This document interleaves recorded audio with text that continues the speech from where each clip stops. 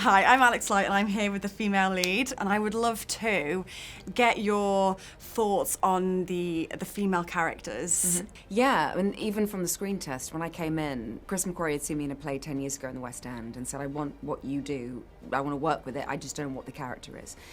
And cut to 6 years later, he brings me in for the screen test for Mission Impossible with Tom, and they both said explicitly, while I was there, they don't have a character in mind. They're looking for the actor they want to work with, and they will then collaborate and will create the character together as we go along. For me, I was adamant that I was going to elevate her into not being one thing. No person on the planet is ever one thing. Right. We are full of contradictions and capabilities. I then would backtrack and go, well, what is the psychological profile of someone like that? If she is hypervigilant, ducking and diving, always trying to escape, do her own thing, this kind of so-called like strong, independent woman, we as human beings are wired for connection and a sense of belonging.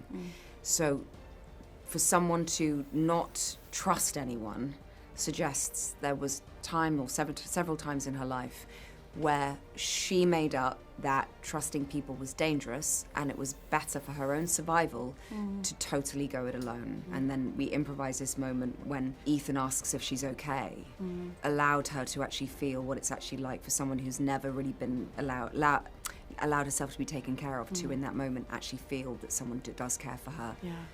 And that becomes an emotional release for her. Yeah. It doesn't make her weaker in any way or less interesting, it makes her more complex.